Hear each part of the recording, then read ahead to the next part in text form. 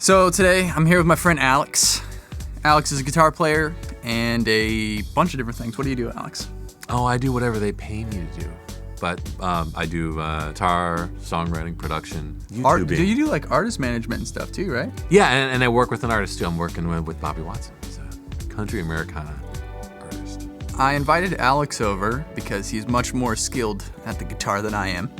And I thought it would be fun to do some guitar stuff. He has a YouTube channel called Super Danger Studios. Yes. Correct? Correct. And he does a lot of guitar-focused content, amp, pedal, guitar-focused stuff, right? That's what I watch. Yeah.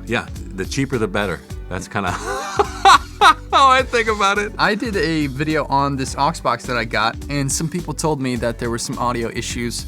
It's possible that there was like a post-sync issue with multiple mics or something messed up. So figured we'd do another video where we tried it out. Alex was thinking about getting the aux box, and he also has the, what's it called, the Ruby pedal? Yep. Universal Audio just released these great amp-in-a-box pedals, and it uses a lot of the same technology from the aux box. And so the Ruby is their version of a 63 top boost AC30. If you closed your eyes, you would think there was an AC30 in the room, except it wouldn't be lugging a 100-pound amp everywhere, and we wouldn't be deaf. Yeah, it's a shame. You know? We're just gonna jam and try some different stuff. Yeah, hit the like button, subscribe. Go subscribe to Alex's channel after you watch this video, of course. Let us know what you think down in the comments.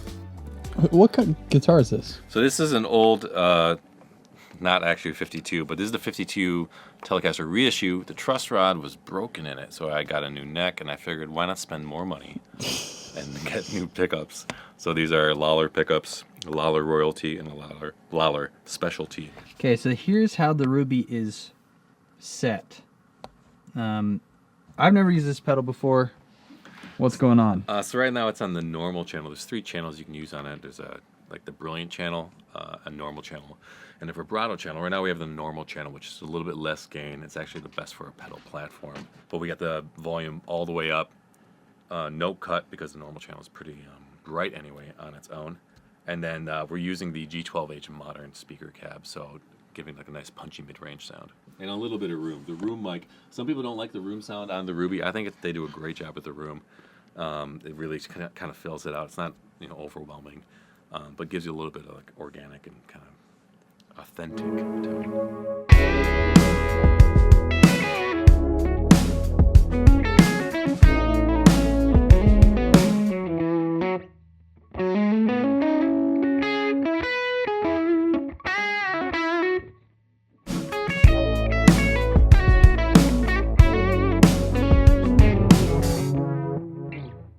I didn't know that we had another one here. This one's called Dream. Dream 65, modeled after a 65 Deluxe Reverb, and it nails it.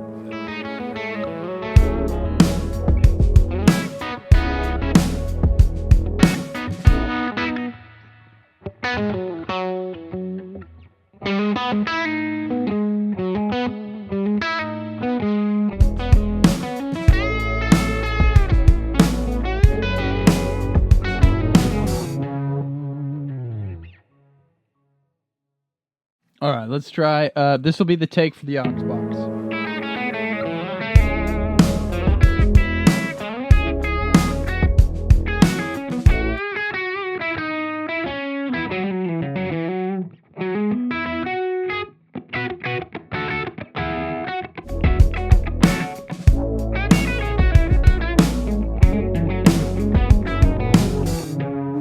I love these pedals, but the feel on that aux box it does feel a little different. It does feel like the response. Yeah, while you're playing. The response, the dynamics.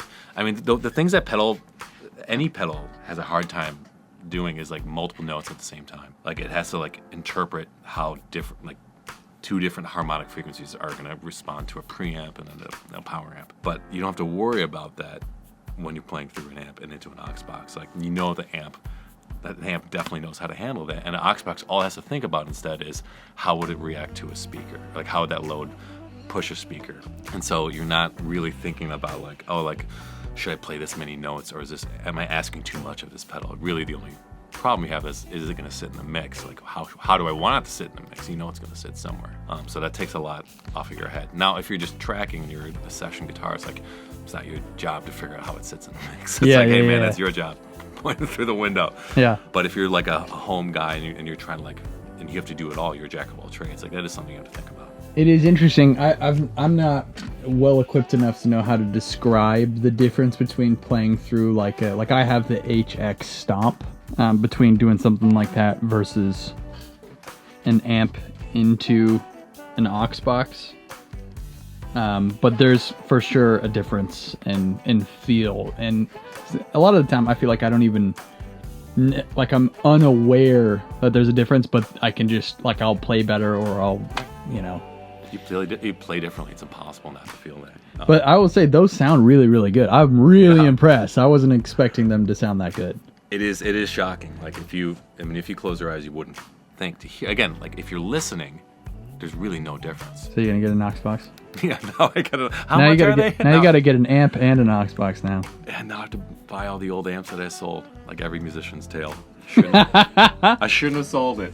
That's every guy. I don't need it, man. That's every guy's tombstone. I wish I never sold that head. That's. We only tested one rig. Like, there's a ton of options and flexibility with it, but In different rooms. I mean, you can put it in a different room. You can put it different mics on it. You can change the angle. I mean, and it's not even just an IR. It's a dynamic thing where it's like it reacts.